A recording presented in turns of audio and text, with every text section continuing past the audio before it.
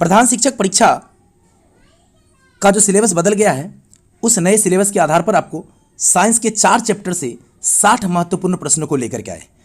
इससे पहले भी एक वीडियो अपलोड हो चुका है जिसमें 3 चैप्टर को शामिल किया गया था और 3 चैप्टर से 55 प्रश्न जो है एकदम महत्वपूर्ण VVI खोज करके लाया गया था।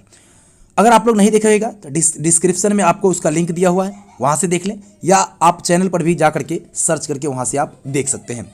तो साइंस के टॉप 60 क्वेश्चंस है, एक एक करके देखिएगा। वीडियो अच्छा लगेगा, वीडियो को लाइक जरूर कर दीजिएगा, अपने दोस्तों के साथ शेयर करना भी नहीं भूलिएगा। चलिए शुरुआत करते हैं एक एक प्रश्न को। पहला प्रश्न आपका कहता है कि सबसे अधिक सक्रिय धातु कौन है। सक्रियता की श्रेणी की अगर बात कर लें तो यह सबसे पहले 1 नंबर पर पोटेशियम आता है, जो कि सबसे ज़्यादा सक्रिय है। ठीक है, तो सबसे अधिक सक्रिय की बात होगी तो पोटेशियम याद रखिएगा, ऊपर में आ जाता है पोटेशियम के। परमाणु संख्या इसका 19 होता है, 19 होता है, और यह जो है S ब्लॉक का तत्व होता है। इसके बाह्यतम कक्षा में 1 इलेक्ट्रॉन होते हैं। ये सारी चीज़ें आप ध्यान में रख सकते हैं। तो सबसे अधिक सक्रिय क्या हो जाएगा आपका, पोटेशियम हो जाएगा। ठीक है, आगे बढ़ते हैं, अगले प्रश्न को देखते हैं। दूसरा प्रश्न क्या कहता है। दूसरा है धातुओं का वह गुण, धातुओं का वह गुण जिसके कारण वह उन्हें पीट कर सीट में परिवर्तित किया जाता है। देखिए क्या कहलाता है, धातुओं का वह गुण जिसके वजह से उसे पीटा जाता है। तो आप जानते हैं धातुओं का जब गुण पढ़ते हैं तो धातु क्या होता है, चमकीला होता है। ठीक है, चमकीला होता है। धातु क्या होता है, विद्युत के सुचालक होते हैं, विद्युत के सुचालक होते हैं। और वहीं पर आता है धातु एक आघातवर्धनीय शब्द आता है, आघातवर्धनीय। ये आघातवर्धनीय क्या होता है, यही आघातवर्धनीय जो है, इसी के वजह से धातु आघातवर्धनीय होते हैं, इसीलिए इनको पीट करके चौला ये जो है सो आपका चदरे के जैसा पतला बनाया जाता है। ठीक है, तो ये होता है आघातवर्धनीय की वजह से। तो याद रखिएगा इसका जो आंसर हो जाएगा आपका C ऑप्शन हो जाएगा, आघातवर्धनीयता की वजह से। ठीक है, आगे बढ़ते हैं, अगले प्रश्न को देखते हैं। तीसरा नंबर हमारा प्रश्न क्या कहता है, निम्नलिखित में से कौन सा धातु नहीं है, कौन धातु नहीं है, ये पूछा जा रहा है। देखिए तांबा की अगर बात करेंगे तो ये आपका धातु है, एल्युमिनियम धातु है, लोहा धातु है, लेकिन सल्फर जो है ये आपका धातु नहीं है। बिल्कुल, चूंकि सल्फर जो होता है ये आपका इसका जो संकेत होता है वो S होता है, परमाणु संख्या 16 होता है। जब बाह्यतम कक्षा हम देखेंगे तो 1s2, 2s2, 2p6, 3s2 और 3p4 होता है। तो ये क्या है, तीसरे ब्लॉक का तत्व है, और इसके बाह्यतम कक्षा में जो है आपको देख रहे हैं कि 6 इलेक्ट्रॉन होते हैं, 2 और 4 6 इलेक्ट्रॉन होते हैं। इसीलिए यह जो है सो जो धातु होता है उसके बाह्यतम कक्षा में 1, 2 या 3 ही इलेक्ट्रॉन होते हैं।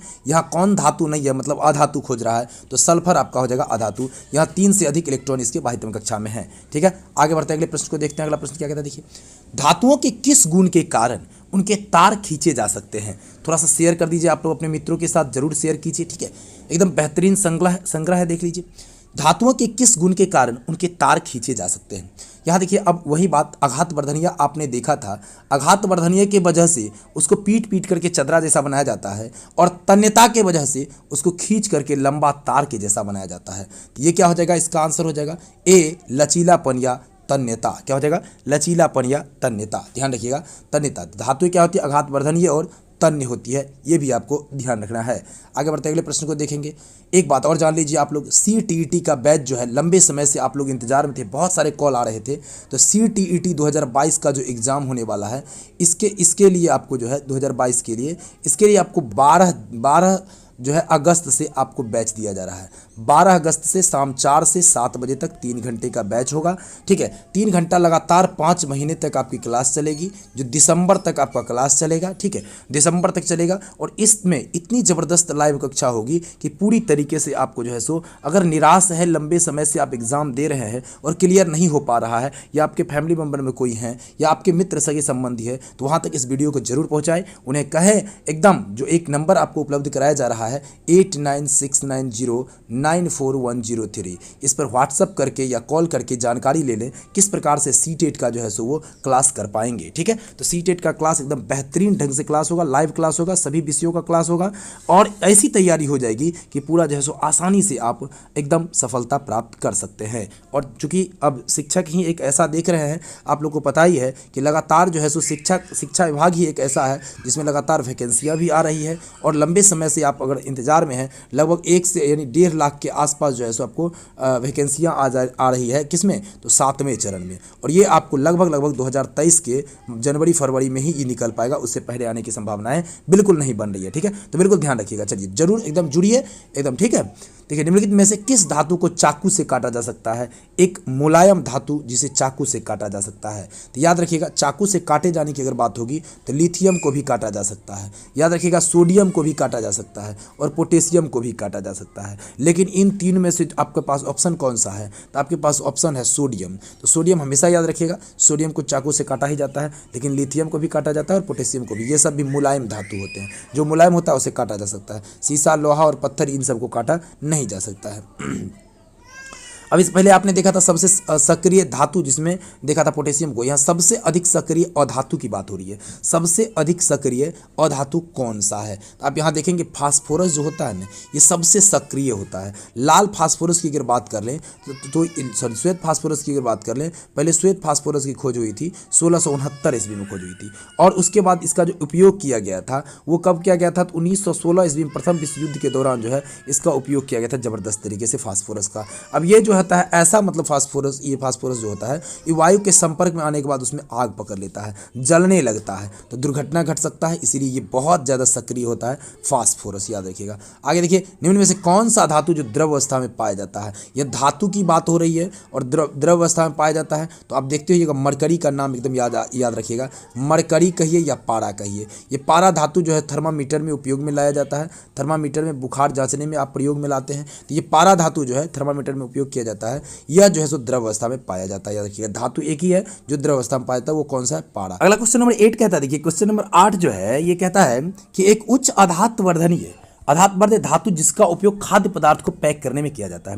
देखिए, आघातवर्धनीय की बात हो रही है और खाद्य पदार्थ को पैक करने की बात हो रही है। तो इस अवस्था में आपका जो आंसर हो जाएगा एल्यूमिनियम हो जाएगा। एल्यूमिनियम ऐसा धातु है जिसका प्रयोग जो है सो खाद्य पदार्थों को पैक करने में किया जाता है।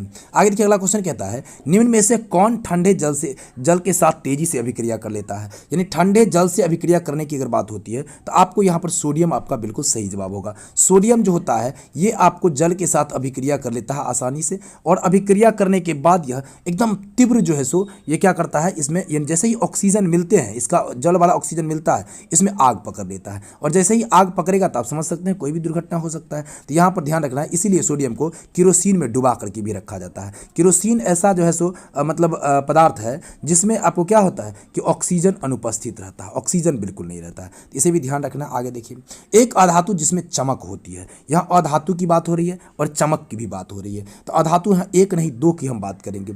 एक नंबर तो आप ग्रेफाइट को ले लीजिएगा। ग्रेफाइट ऐसा अधातु है जिसमें चमक होता है। और दूसरा आयोडीन ले लीजिएगा।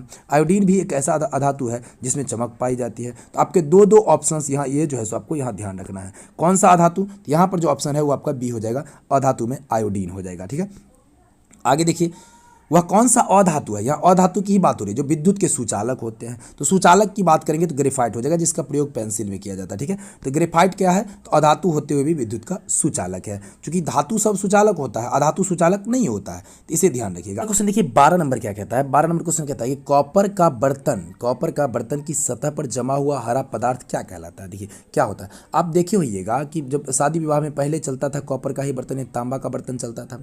उस बर्तन को लंबे समय तक आप अपने घरों में रख लेते थे, और घर में रखने के बाद क्या होता था, वो उसका कलर जो है धीरे धीरे हरा हो जाता था बाहर से चारों तरफ। ठीक है, अब हरा हो जाने के बाद आप उसको क्या करते थे, फिर बढ़िया से नींबू वगैरह रगड़ करके उसकी सफाई किया जाता था।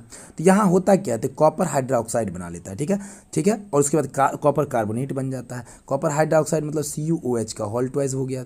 ठीक है, उसके बाद आप देखेंगे कॉपर कार्बोनेट मतलब CuCO3 हो जाता है। तो ये इस प्रकार से जो है सो आपको CuCO3 का होल ट्वाइस भी हो जाता है। तो इस तरह से आप जो है सो इसके मतलब सूत्र होते हैं। तो ये आप इस चीज़ों को आप ध्यान दे सकते हैं। ठीक है, तो आगे बढ़ेंगे। देखिए, निम्नलिखित में से किसको पीट कर पतली चादर के रूप में परिवर्तित किया जा सकता है? अब देखिए 4 ऑप्शंस आपके सामने, देखिए जिंक है, फास्फोरस है, सल्फर है, ऑक्सीजन है। तो किसको पीट करके पतली चादर जैसा बनाया जा सकता है? तो सिंपल सी बातें हैं। देखिए, पतली चादर के बारे में आपको बताया गया था कि धातु जो होते हैं वो आघातवर्धनीय होते हैं, और आघातवर्धनीय जो होता है उसी के वजह से उसको पीटा जाता है, पीट करके चदरा बनाया जा सकता है। तो ये आघातवर्धनीय होता है, धातु होता है आघातवर्धनीय। तो इसमें देखिए धातु कौन सा था? जिंक धातु अधातु आपको नजर आएगा, फास्फोरस अधातु है, सल्फर अधातु है, ऑक्सीजन अधातु है, क्योंकि इसके बाह्यतम कक्षा में आपको कम से कम 3 से अधिक ही इलेक्ट्रॉन इसमें पाए जा रहे हैं, यानी लगभग मैक्सिमम में 5 या 6 पाए जा रहे हैं लगभग, ठीक है। तो इससे आप देख पा रहे हैं, ठीक है। तो जिंक आपका धातु है, इसलिए जिंक का आंसर हो जाएगा। धातुओं के ऑक्साइड क्या होते हैं, देखिए धातुओं के ऑक्साइड की बात करें, जैसे धातु सोडियम धातु है, जैसे एल्यूमिनियम धातु है, मैग्नीशियम धातु है, अगर ऑक्सीजन से अभिक्रिया कर लेती है, मान लीजिए ऑक्सीजन से अभिक्रिया कर लेती है, तो ये कहीं ना कहीं क्या बनाएगा, धात्विक ऑक्साइड बनाएगा। और जो धात्विक ऑक्साइड बनाता है वो क्षारीय होता है, क्या होता है, क्षारकीय होता है, याद रखिएगा। सोडियम हाइड्रोक्साइड हो गया, ये क्षारकीय हो जाता है। आगे बढ़ेंगे, देखिए सोडियम ऑक्साइड। फास्फोरस को कहाँ रखा जाता है, फास्फोरस में आपको बताया गया कि एक श्वेत फास्फोरस होता है और एक लाल फास्फोरस होता है। तो श्वेत फास्फोरस की खोज जो है 1669 ईस्वी में हुई थी। पहले श्वेत फास्फोरस आया, लेकिन माचिस तक नहीं बना पाए इसको लेकर के, क्योंकि ये इतना न ज्वलनशील होता है, इतना न तेज जल जाता है कि वायु के संपर्क में आने के बाद अपने आप जल जाता है, ठीक है। अब यहाँ पर आप देखेंगे तब लाल फास्फोरस का आविष्कार उसके बाद में हुआ, लगभग 19वीं शताब्दी में आकर के, तब जाकर के माचिस का निर्माण हुआ। उससे पहले गिट्टी से गिट्टी टकरा करके, पत्थर से पत्थर टकरा करके, तब जाकर के आग को उत्पन्न किया जाता था। एक घर में आग, आप देखे होइएगा, आप भी अनुभव किए होइएगा, किसी एक के घर में आग जलता था तो उसी आग से लगभग पूरे गांव का जो है सो आग जल जाता था एक दूसरे को लेकर के। तो फास्फोरस को कहाँ रखा जाता है, इस बात के लिए आपको जो इसका जो आंसर हो जाएगा वो जल में रखा जाता है, ठीक है, जल में रखा जाता है, याद रखिएगा। आगे बढ़ते हैं। काला सोना किसे कहा जाता है, देखिए काला सोना जो होता है, जैसे आप एक अफीम होता है, ठीक है, अफीम होता है, इसको भी काला सोना कहा जाता है। क्योंकि ये निकलता कैसे है, तो एक पेपेवर होता है, पेपेवर सोमनीफेरम नाम का पौधा होता है, सोमनीफेरम, पेपेवर सोमनीफेरम, इसके दूध को सुखा लिया जाता है, दूध को क्या किया जाता है, सुखा लिया जाता है, और उससे अफीम तैयार किया जाता है। बड़ी खतरनाक होता है, ठीक है। अफीम जो है इसको सुट्टा मार करके तब लोग जो है सो मतलब इधर उधर करते हैं, बदमाशी करते हैं, जो पीने खाने वाले लोग उस टाइप के होते हैं, तो ठीक है, तो सुट्टा मार करके कर देते हैं। तो इसमें कहता है काला सोना, क्या इसको कहा था, बिल्कुल नहीं, इसमें अफीम तो ऑप्शन ही नहीं है। तो अब किसके साथ जाइएगा आप, तो तेल के साथ आपको जाना होगा, यानी ए ऑप्शन आपका सही होगा। आप देखते होइएगा कि तेल जो निकाला जाता है, पेट्रोलियम वाला जो तेल होता है, वो आपको क्या होता है, कीचड़ युक्त होता है, गंदा होता है, कीचड़ युक्त होता है, इस तरह का एकदम, ठीक है, कीचड़ युक्त होता है, गंदा होता है। तो ये कीचड़ युक्त गंदे जो होते हैं ये काला काला निकलता है मिट्टी के अंदर से, इसीलिए इसका नाम काला सोना हो गया। सीधा सीधा निकलता है और एकदम पैसे ही बन जाते हैं ना, इसलिए इसका नाम काला सोना। देखिए घरेलू ईंधन के रूप में उपयोग में लाया जाता है। तो घरेलू ईंधन में किसका उपयोग किया जाता है, तो एलपीजी का उपयोग किया जाता है, तो जानते हैं आप लोग। अब एलपीजी में क्या है, लिक्विड पेट्रोलियम गैस इसको कहते हैं, क्या कहते हैं, liquid petroleum gas, liquid petroleum, ठीक है, पेट्रोलियम गैस। अब यहाँ एक बात और ध्यान दीजिएगा, लिक्विड पेट्रोलियम गैस जो होता है ये क्या होता है, गंधहीन होता है। ये क्या होता है, गंधहीन होता है। इसमें गंध के लिए एक पदार्थ मिलाया जाता है जिसका नाम होता है एथिल मरकैप्टन। क्या होता है, एथिल मरकैप्टन होता है, इसे भी ध्यान रखेंगे। तो एथिल मरकैप्टन मिला दिया जाता है गंध के लिए। लिक्विड पेट्रोलियम गैस जो होता है एलपीजी, इसका प्रमुख अवयव है आपको ब्यूटेन और प्रोपेन। क्या है, ब्यूटेन प्लस प्रोपेन, आइसोब्यूटेन और नॉर्मल प्रोपेन कहा जाता है, प्रोपेन, ठीक है, इसे ध्यान रखिएगा। अब इसमें मीथेन भी पाया जाता है, लेकिन उसकी मात्राएं कम होती है। ब्यूटेन और प्रोपेन को इसका मुख्य घटक माना जाता है। अगला सवाल नंबर 18 कहता है, देखिए कि जीवाश्म ईंधन का जलना क्या कहलाता है, क्या वायु प्रदूषण है, जल प्रदूषण है, रासायनिक प्रदूषण है, इनमें से कोई नहीं। तो जीवाश्म ईंधन के जलने से तो वायु प्रदूषण ही उत्पन्न होगा। जीवाश्म ईंधन में आप लोग जानते ही हैं, जो आपको पृथ्वी के अंदर दबे हुए जितने भी हैं, जैसे कि आप डीजल, पेट्रोलियम, इन सब चीज़ों को देखते हैं पेट्रोलियम के रूप में, तो ये क्या है, जीवाश्म ईंधन है, जो क्या है, एक सीमित है, हो सकता है ये आगे चल करके समाप्त हो जाए, समाप्त होने वाले हैं। तो वायु प्रदूषण इसमें बिल्कुल ध्यान रखना है, जीवाश्म ईंधन से उत्पन्न होता है। अच्छा एक बात और जान लीजिए, यहाँ ऊर्जा की बात आती है, ईंधन की बात होती है, तो वहाँ पर एक और नवीकरणीय स्रोत की चर्चा हो जाती है। और नवीकरणीय, ठीक है, और नवीकरणीय में कौन कौन आ जाता है, जो समाप्त होने वाला हो, जैसे कि मान लीजिए कि पेट्रोल है, जैसे कि डीजल है, घासलेट है, जिसको कहिए आप किरासन कहिए या घासलेट है, ये सब और नवीकरणीय है। और नवीकरणीय की बात करेंगे तो नवीकरणीय में कौन आता है, तो ये आपको कौन आ जाता है, तो आ जाता है आपको पवन ऊर्जा, आ जाता है सौर ऊर्जा, आ जाता है जल ऊर्जा, जिसको आप समाप्त नहीं कर सकते हैं, तो वो नवीकरणीय में आ जाता है, ठीक है। तो इसे भी आप ध्यान रखिएगा, इन चीज़ों को भी ध्यान रखिएगा। वाहनों के लिए सबसे कम प्रदूषक ईंधन कौन सा है, यहाँ पर पेट्रोल है, डीजल है, सीएनजी है। तो सीएनजी बिल्कुल देखिएगा, अभी जो है सो पूरे लगभग सब जगहों पर एकदम बहुत तेज़ी से कार्य चल रहा है, कंप्रेस्ड नेचुरल गैस का जो है सो स्टेशन बनाने पर, जो जितने भी आपका जो पेट्रोल पंप है उस पर इसको लगाया जा रहा है, ठीक है। तो इसे भी ध्यान रखेंगे, सबसे कम प्रदूषक यही उत्पन्न करता है। आइए आगे देखते हैं, कोयला को बनने में लगभग कितने समय लगते हैं? तो कोयला को बनने में लगभग लाखों वर्ष लग जाते हैं। कितने लग जाते हैं? लाखों वर्ष। लाखों वर्ष क्या होता है कि मृत जीव जंतु या पेड़ पौधे के पौधा जो है सो मिट्टी के अंदर दबे रह जाने के बाद इसके संगठन के फलस्वरूप क्या बनता है? कोयले का निर्माण होता है। आगे बढ़ते देखिए, एक हरे रंग का अप्रिय गंध वाला पदार्थ कौन सा है? रंग भी हरा होना चाहिए और अप्रिय गंध भी लगना चाहिए। तो इसका आंसर क्या हो जाएगा? बिल्कुल याद रखिएगा, पेट्रोलियम हो जाएगा। क्या हो जाएगा? पेट्रोलियम याद रखिएगा। ठीक है, आइए आगे बढ़ते हैं। निम्नलिखित में से कौन सा पदार्थ जीवाश्म ईंधन है? अब यहाँ देखिए, जीवाश्म ईंधन अभी जस्ट बताया कि जो समाप्त होने वाला संसाधन हो। तो यहाँ देखिए कौन सा संसाधन है? कोयला आपको लग रहा होगा, कोयला बिल्कुल समाप्त होने वाला संसाधन है। सौर ऊर्जा कभी समाप्त नहीं होगा, पवन ऊर्जा कभी, जल ऊर्जा ये समाप्त होने वाली नहीं है। तो ये आपका आंसर हो जाएगा। कहीं न कहीं आप छांटने का कला भी जानिएगा तो आराम से छांट सकते हैं। इनमें से कौन सा संसाधन क्षय होने वाला नहीं है? क्षय नहीं होने वाला ये कह रहा, देखिए क्या खनिज क्षय नहीं होने वाला है? क्या कोयला क्षय नहीं होने वाला? पेट्रोलियम या वायु? तो वायु जो है सो क्या है? क्षय होने वाला नहीं है, इसे भी ध्यान रखेंगे। ठीक है, आगे बढ़िए। प्राकृतिक गैस में मुख्यतः कौन सी गैसें होती है? प्राकृतिक गैस की अगर हम बात कर लें तो इसमें लगभग 80% जो होता है वो मीथेन होता है। क्या होता है? 80% मीथेन। और 0 से 20% जो बच गया इसी में कोई अन्य पदार्थ होते हैं। ठीक है, इसे भी ध्यान रखिएगा। आइए देखिए आगे बढ़ते हैं। पेट्रोलियम का कौन सा उत्पाद सड़क निर्माण हेतु उपयोग में लाया जाता है?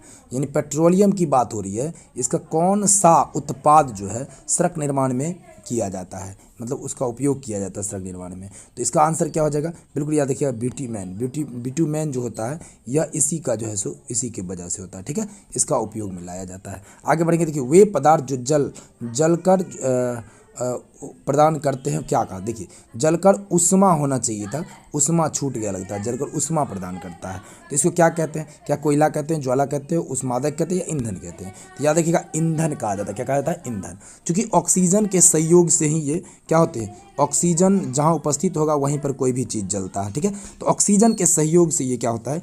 ईंधन जलने लगता है। ईंधन का ऊष्मीय मान हमेशा उच्च होना चाहिए। ऊष्मीय मान क्या होना चाहिए? उच्च होना चाहिए। और उच्च तो ये होना ही चाहिए। साथ ही साथ ये भी आपको ध्यान रखना है कि इसके यानी कम खर्च में आसानी से उपलब्ध भी हो जाए और कम खर्च में आसानी से उपलब्ध भी हो जाए, इन बातों को भी ध्यान में रखा जाता है। तो उसमें अधिक मात्रा में प्रदान कर दे, यही हो जाएगा। प्राकृतिक संसाधन नहीं है। अब सीधा सीधा देख करके बता जाए कौन मानव निर्मित है? प्राकृतिक नहीं है मतलब मानव निर्मित है। प्लास्टिक है, वायु है, मृदा है, खनिज है। तो वायु भी आपको मानव निर्मित नहीं है, पहले से है। मृदा भी आपको पहले से, खनिज भी पहले से। आपका आंसर क्या हो जाएगा? प्लास्टिक हो जाएगा। बिल्कुल ध्यान रखिए, क्या हो जाएगा आंसर?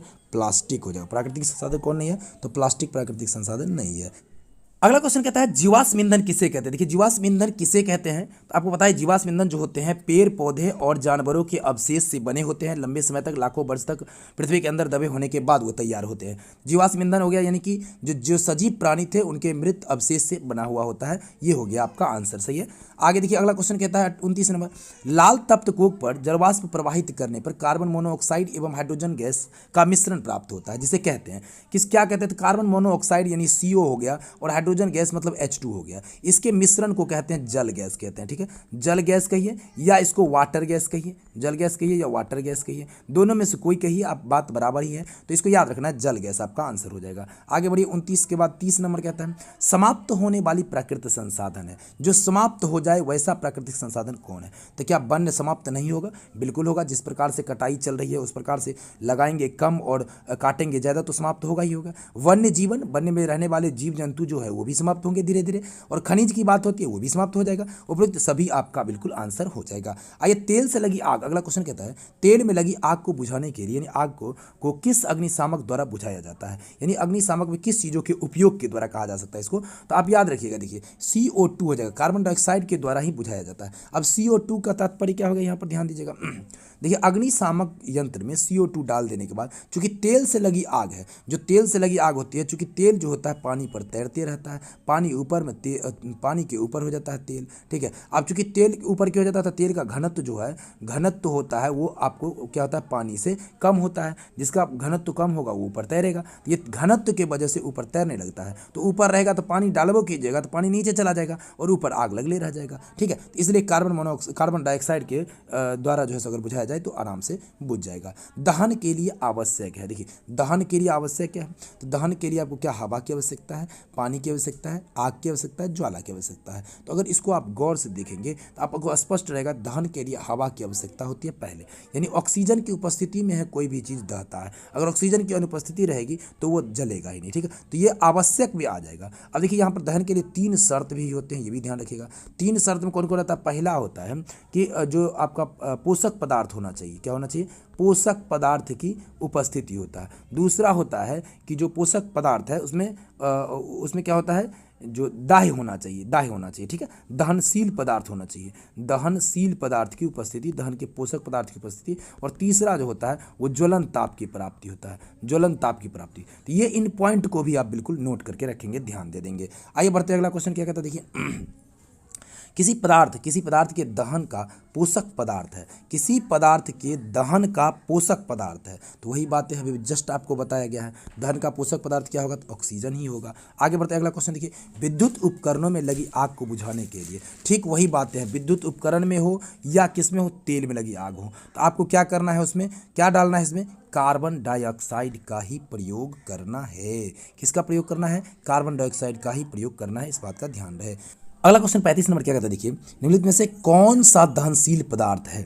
दहनशील पदार्थ की बात हो रही है जो दह जाए यानी जल जाए। तो कांच है, आप लोहे की कील है, सीमेंट है, केरोसिन है। तो बिल्कुल केरोसिन के साथ आप जाएंगे एकदम आंख मूंद करके, केरोसिन बिल्कुल जो है सो दहनशील पदार्थ होता है। अब देखिए स्वतः दहन की बात हो रही है, वहाँ दहनशील था, यहाँ स्वतः दहन। ये सारे के सारे आपको सिलेबस में अकॉर्डिंग टू सिलेबस एक एक प्रश्न को आपको पहुँचा रहे हैं आप तक, ठीक है।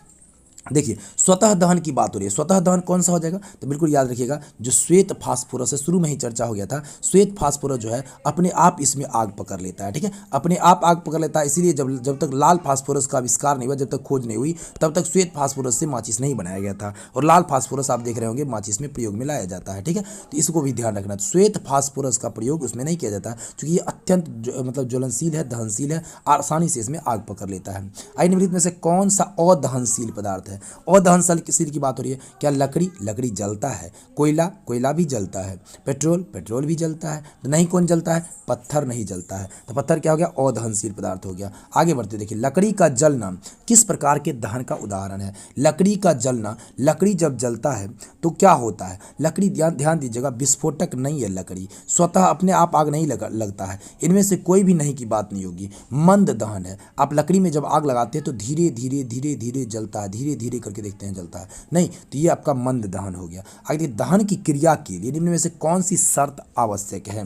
तो अदहनशील पदार्थ की उपस्थिति, बिल्कुल नहीं, दहनशील होना चाहिए। आप पत्थर लेकर के आ जाएंगे तो क्या आग पकड़ेगा? नहीं पकड़ेगा। तो अदहन नहीं, दहनशील होना चाहिए। तो ये तो पहला ऑप्शन तो होगा ही नहीं होगा। दूसरा है पदार्थ के ज्वलन ताप की प्राप्ति, तो पदार्थ के ज्वलन ताप की प्राप्ति बिल्कुल सही जवाब है, ये आपका हो जाएगा। अभी जस्ट आपको 3 शर्त बताया गया, पहला बताया गया दहनशील पदार्थ की उपस्थिति, दूसरा बताया गया था दहन के पोषक पदार्थ, दहन के पोषक का मतलब भी ये भी समझ लीजिए, पोषक का मतलब हो गया कि अगर मान लीजिए कि आप लकड़ी में ही आग लगाना चाहते हैं, लेकिन लकड़ी को अगर पानी में सराबोर डुबा करके लाएंगे तो उसके लिए ज्वलन ताप अति उच्च चाहिए, ठीक है, तब जाकर के पहले पानी पूरा सूखेगा तब जाकर उसमें आग पकड़ेगा, ठीक है। तो इस बात को भी ध्यान रखें, दहन के पोषक पदार्थ, उसके बाद तीसरा नंबर है ज्वलन ताप की प्राप्ति। आइए आगे देखते हैं अगला प्रश्न क्या कहता है, वह ताप जिस पर कोई पदार्थ जलना शुरू करता है क्या कहलाता है? वह ताप जिस पर कोई पदार्थ जलना शुरू करता है वो ज्वलन ताप कहलाता है। क्या कहलाता है? ज्वलन ताप कहलाता है, इसे भी आप ध्यान रखेंगे। यानी वह न्यूनतम ताप कहा जाता है जिस पर कोई पदार्थ जलना शुरू करे, उसको उसका ज्वलन ताप कहलाता है। ईंधन के उष्मीय मान का मात्रक क्या होता है? देखिए ईंधन के उष्मीय मान, अभी जस्ट कुछ देर पहले आपसे चर्चा हुई है कि ईंधन का उष्मीय मान हमेशा उच्च होना चाहिए। उच्च क्यों होना चाहिए? उच्च रहेगा, कम खर्च में आसानी से प्राप्त होगा, तभी तो सभी लोग उसका सही से इस्तेमाल कर पाएंगे। तो इसका जो ये आपका मात्रक होता है किलो जूल प्रति केजी होता है। क्या होता है? किलो जूल प्रति केजी, इसे ध्यान रखिएगा। मोमबत्ती की ज्वाला का मध्य भाग कैसा दिखाई देता है? मोमबत्ती की ज्वाला का मध्य भाग की यहाँ पर बात हो रही है। किसकी बात हो रही है? मध्य भाग की। अब यहाँ पर देखिए एक एक करके हम बता देते हैं। वैसे मध्य भाग की अगर बात करेंगे तो ये पीला दिखाई देता है। कैसा दिखाई देता है? पीला दिखाई देता है। अब देखिए इसमें ज्वाला जो होते हैं, ज्वाला के 3 क्षेत्र होते हैं। कितने क्षेत्र होते हैं? 3 क्षेत्र। एक होता है जो बाहरी क्षेत्र, और बाहरी जो होता है वो नीला होता है। क्या होता है? नीला। और उसके बाद मध्य भाग होता है, मध्य भाग, मध्य जो होता है वो पीला होता है, और जो बाहरी भाग होता है वो काला होता है। वो क्या होता है? काला होता है। तो इन सभी चीज़ों को भी आपको ध्यान रखना है। आगे बढ़ते हैं, अगला देखिए, निम्न में से किस ईंधन का उसमें मान सबसे अधिक होता है? सबसे अधिक का बात ईंधन दिया गया लकड़ी, केरोसिन, एलपीजी, हाइड्रोजन है, किसका उसमें मान सबसे उच्च होता है? कभी कभी बाय मिस्टेक आप हाइड्रोजन लगा सकते हैं, लेकिन याद रखना एलपीजी का सबसे ज़्यादा होता है, लिक्विड पेट्रोलियम गैस का, ठीक है। एलपीजी का उसमें मान सबसे उच्च होता है, यानी कम जल करके भी अधिक मात्रा में ऊष्मा प्रदान करेगा। निम्न में से कौन विस्फोटक का उदाहरण है? कौन विस्फोट करने वाला है? क्या लकड़ी का जलना विस्फोटक हो सकता है क्या?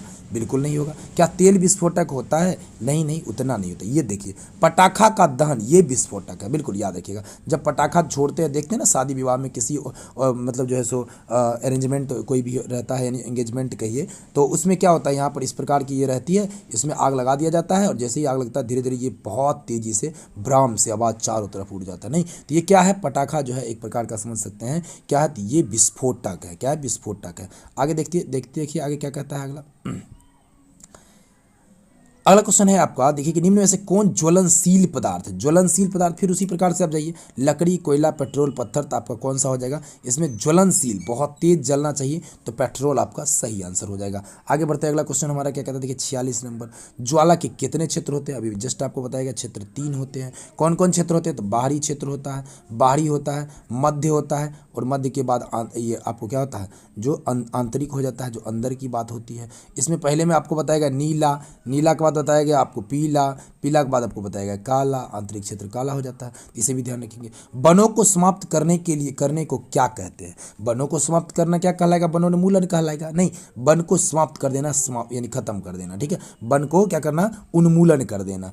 याद देखिए, पुनर्वनरोपण की बात नहीं हो रही है। पुनर्वनरोपण वन को समाप्त करना थोड़ा हो सकता है, यह अभ्यारण्य नहीं होगा, तो ये आपका हो जाएगा वनोन्मूलन। आइए 48 नंबर क्वेश्चन हमारा क्या कहता है, देखिए जंतु जिनकी संख्या एक निर्धारित स्तर से कम होती जा रही है तथा वे विलुप्त हो सकते हैं कहलाते हैं। अब देखिए यहाँ देखिए, बड़ा मज़ेदार क्वेश्चन है। कहता है कि जो विलुप्त होती जा रही है, जैसे आप देख रहे हैं बाघ की बात करें, शेर की बात करें, तो इन लोगों की इनकी जो संख्याएं हैं वो घटती जा रही है, लेकिन अभी बाघ की संख्या बहुत बढ़ गई है अपने भारत में। पूरे देश का 80% बाघ लगभग भारत में ही रहता है, ठीक है। 80% की बात कर लेते हैं, आगे देखेंगे उसको विस्तार से देखेंगे। तो ये जो बातें हो रही है, जंतु जिनकी संख्या एक निर्धारित स्तर से कम होती जा रही है, वो विलुप्त हो सकते हैं, तो उनको क्या कहेंगे? तो उनको कहेंगे संकटापन्न जंतु कहेंगे, यानी संकट वाला जो है सो जंतु है। आगे बढ़ते हैं, देखिए भारत में कुल बाघ संरक्षित क्षेत्रों की संख्या पूछी जा रही है। बाघ संरक्षित क्षेत्रों की संख्या अगर बाघ संरक्षित क्षेत्रों की संख्या देखेंगे तो 20 नहीं, ये आपका 52 है। कितने हैं? 52 है बाघ संरक्षित क्षेत्रों की संख्या, ठीक है। इसी भी ध्यान देखिए, एक बात जान लीजिए, बाघ संरक्षित को अंग्रेजी में कहते हैं टाइगर रिजर्व। क्या कहते हैं? Tiger reserve. और टाइगर रिजर्व प्रोजेक्ट जो है 1973 में शुरुआत हुई थी इसकी। किसकी? 1973 में। उस समय अगर बात करें पूरे देश में 9 गो था, 9 गो संख्या था। अभी बढ़ करके 2021 के रिपोर्ट के अनुसार 52 गो संख्या हो गई, 52 टाइगर रिजर्व हो गए, ठीक है। इसे भी आपको बिल्कुल ध्यान रखना है। और याद रखना है एक बात और, क्या कि दुनिया का 80% बाघ जो है भारत में ही पाया था। भारत में भी खास करके कहाँ? तो एमपी में और कर्नाटक में सबसे ज़्यादा पाया जाता है। टोटल बाघों की संख्या अभी 2967 दिखाई गई है, जो आपको 2021 के आंकड़ा के अनुसार, ठीक है। आगे बढ़ते हैं। वनोन्मूल का कारण है, वनोन्मूल का क्या कारण है? देखिए वनोन्मूल का कारण सब कुछ है। भवन निर्माण कर रहे हैं तो भी पेड़ को काट रहे हैं, कागज बनाने के लिए भी काट रहे हैं, सड़क निर्माण कर रहे हैं वहाँ भी काट रहे हैं, तो ये सब के सब उपरोक्त में से सभी हो जाएगा वनोन्मूलन के कारण। प्राकृतिक आवास का वन्य प्राणी संरक्षण किया जाता है। देखिए प्राकृतिक आवास का वन्य प्राणी जो है वो संरक्षित किया जाता है। कहाँ पर किया जाता है? इसे भी ध्यान से देख लीजिएगा। तो ये जो है आपका जो इसका आंसर हो जाएगा वो हो जाएगा जैव मंडल जो है संरक्षित क्षेत्र में हो जाएगा। क्या हो जाएगा? जैव मंडल संरक्षित क्षेत्र में। अब यहाँ एक बात और देखिए, जब राष्ट्रीय उद्यान वगैरह की बात हो जाती है, अभ्यारण्य की बात हो जाती है, तो राष्ट्रीय उद्यान की संख्या अभी जो है फिलहाल बढ़ते हुए उछलते कूदते हुए 106 हो गया है। लेकिन अगर वन्य जीव अभ्यारण्य की बात करें, वन्य जीव अभ्यारण्य की बात करें, तो ये जो है सो 544 है इसकी संख्या, ठीक है। जिसमें जिम कार्बेट, पलामू वगैरह जो है, दुधवा, नीलगिरी, ये सब आपको काफ़ी महत्वपूर्ण है, ठीक है। आगे बढ़ते हैं, अगले प्रश्न को देखते हैं। वह क्षेत्र जिसमें जंतु अपने प्राकृतिक आवास में संरक्षित होते हैं क्या कहलाता है? वह क्षेत्र जिसमें जंतु अपने प्राकृतिक आवास में संरक्षित होते हैं क्या कहलाता है? तो क्या कहलाएगा जी? अभ्यारण्य कहलाएगा। क्या कहलाएगा? अभ्यारण्य कहलाएगा। अब भारत में कुल अभ्यारण्यों की संख्या कितनी है जी? कितनी है? तो कुल अभ्यारण्य की संख्या भी जस्ट बताएगा 544 है। मात्र 3-4 क्वेश्चन और बचे हैं, देख लीजिए। वनोन्मूलन का अस्थायी हल क्या है? वनोन्मूल जो वन का उन्मूलन ना हो, इसके लिए अस्थायी हल आपके दिमाग में क्या चल रहा है? क्या पुनः चक्रण से हो जाएगा, या मरुस्थलीकरण से हो जाएगा, या आपको जंतु संरक्षण से होगा?